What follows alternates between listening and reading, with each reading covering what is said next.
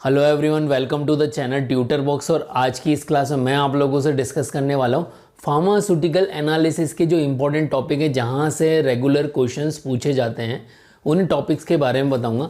वैसे तो आपका फार्मास्यूटिकल एनालिसिस का सिलेबस काफ़ी बड़ा है, बट उसमें से कुछ स्पेसिफिक टॉपिक जहाँ से रेगुलर क्वेश्चंस पूछे जाते हैं वही हम डिस्कस करने वाले हैं। और उन टॉपिक में भी पर्टिकुलरली सब टॉपिक क्या है जहाँ से क्वेश्चन पूछे जाते हैं। तो यहाँ ध्यान दीजिए, लगभग आपके जो है 5 से 10 क्वेश्चन यहाँ पर आ रहे हैं जीपेट में। अब यहाँ पर कौन कौन से टॉपिक जो है इंपॉर्टेंट है, तो सबसे पहले देखिए आपका यूवी, आईआर, एनएमआर, मास, क्रोमेटोग्राफी, टाइट्रेशन और इलेक्ट्रोकेमिकल मेथड्स। ठीक है, बट यूवी में कहाँ से क्वेश्चंस आते हैं, तो यहाँ पर देखिए लैम्बर्ट बियर्ड लॉ हो गया। ओके, लैम्बर्ट बियर्ड लॉ हो गया आपका। उसके अलावा ऑक्सोक्रोमिक, बार्थोक्रोमिक शिफ्ट हो गया, वहाँ से क्वेश्चन आता है। मॉलिक्यूलर एब्जॉर्बिविटी का जो फॉर्मूला होता है, मॉलिक्यूलर एब्जॉर्बिविटी का जो फॉर्मूला होता है वहाँ से क्वेश्चन आता है। इसके अलावा लैम्डा मैक्स कैलकुलेट करने के लिए भी आपके क्वेश्चन आता है। और इसके अलावा यूवी की जो बेसिक प्रिंसिपल हैं और यूवी जो मशीन बनी हुई है उसमें किस किस तरह के डिटेक्टर्स यूज़ किए गए हैं, यूवी का सोर्स क्या है, इस पर क्वेश्चन आता है। और Woodward Fisher law, Woodward Fisher law, इस पर भी क्वेश्चन आता है। पिछले 2-3 सालों से वुडवार्ड फिशर लॉ पे क्वेश्चन नहीं आया, बट पुराने अगर आप पेपर देखोगे तो वहाँ पर इससे क्वेश्चन जरूर पूछा गया है।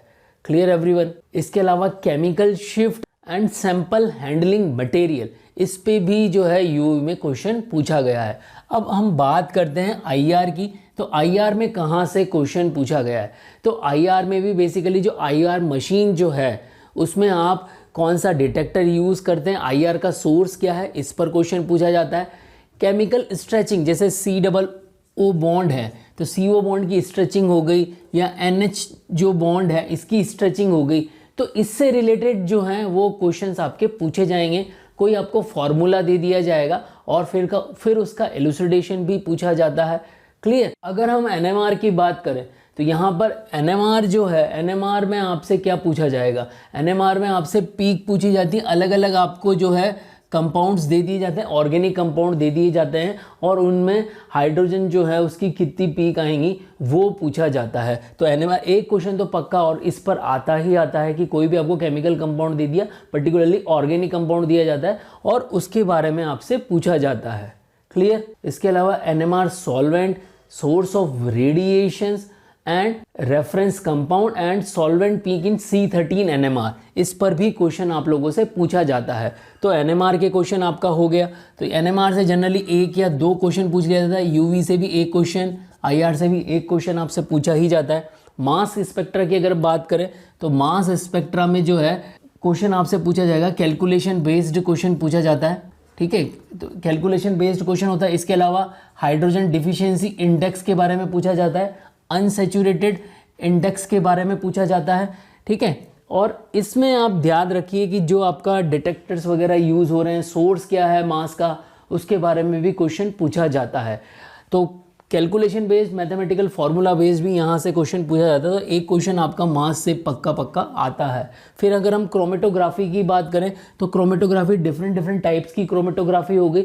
अब डिफरेंट टाइप की क्रोमेटोग्राफी हो गई तो उसमें उनके अलग अलग क्रोमेटोग्राफी के सेपरेशंस मेथड्स क्या है, उनके प्रिंसिपल क्या है, इसका चार्ट आपका इनामदार बुक में दिया हुआ है, उससे आप कर सकते हैं।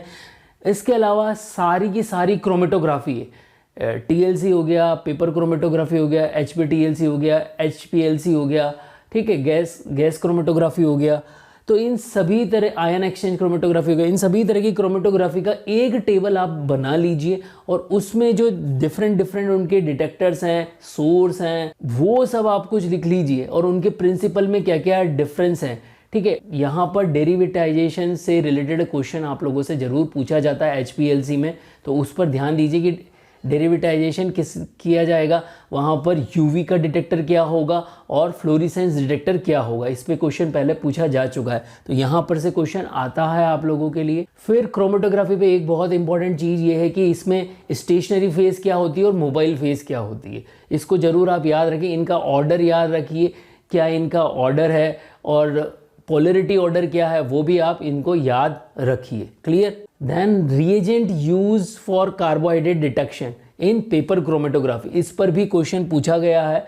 गैस क्रोमेटोग्राफी में भी आप लोगों से डिटेक्टर्स के बारे में पूछा गया है, तो पर्टिकुलरली आप क्रोमेटोग्राफी के प्रिंसिपल के बारे में याद रख रहे, डिटेक्टर्स के बारे में याद रखिए। मींस इसकी एक पूरी टेबल बना के इनके जो सारे पॉइंट्स हैं वो आप लिख लीजिए, तो आपका एक पेज में ही सारा क्रोमेटोग्राफी कंप्लीट हो जाएगा।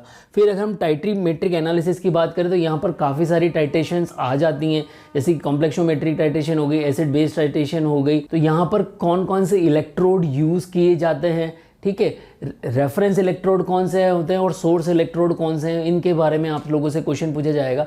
फिर जो इंडिकेटर टाइट्रेशन के अंदर हम इंडिकेटर यूज़ करते हैं, तो अलग अलग इंडिकेटर आपको पता करना है, उसकी पीएच क्या है और उसका कलर चेंज क्या है। इसकी टेबल पूरी इनामदार बुक में दी हुई है, आप सॉल्यूशंस के अंदर जाएंगे तो वहाँ टेबल दी हुई है, तो उसको देख लीजिए, वहाँ से ज़रूर आप लोगों का ये क्वेश्चन बनता है इंडिकेटर्स पर, तो उसको ज़रूर आप याद रखिए। फिर कुछ क्वेश्चन कभी कभी फ्लोरोमीटर जो है, फ्लेम फोटोमीट्री हो गया, पोलेरोग्राफी हो गया, इस पे भी कभी ना कभी क्वेश्चन पूछा गया है। एंड इलेक्ट्रोकेमिकल मेथड्स, यहाँ से भी एक क्वेश्चन आप लोगों से पूछा जाता है। तो बेसिकली 5 से 10 क्वेश्चन आप लोगों से पूछे जाते हैं। तो इतने सारे टॉपिक, उनमें से अगर आप यूवी, आईआर, एनएमआर, मास और क्रोमेटोग्राफी अगर ये 5 भी करके गए, ठीक है, और टाइट्रीमेट्रिक एनालिसिस में केवल और केवल आपने क्या कर लिया, यहाँ पर आपने केवल जो इंडिकेटर्स देख लिए, रेफरेंस इलेक्ट्रोड देख लिए, तो वहाँ से भी एक क्वेश्चन बन जाता है। तो ऑलमोस्ट आप 5 से 6 क्वेश्चन जो है यहाँ से कर लेंगे। अगर 10 क्वेश्चन भी यहाँ से आते हैं तो 5 से 6 क्वेश्चन आप इनमें से कर लेंगे। ये केवल मैंने बेसिक इंपॉर्टेंट टॉपिक बताएं जहाँ से कि आप लोगों को क्वेश्चन करना है।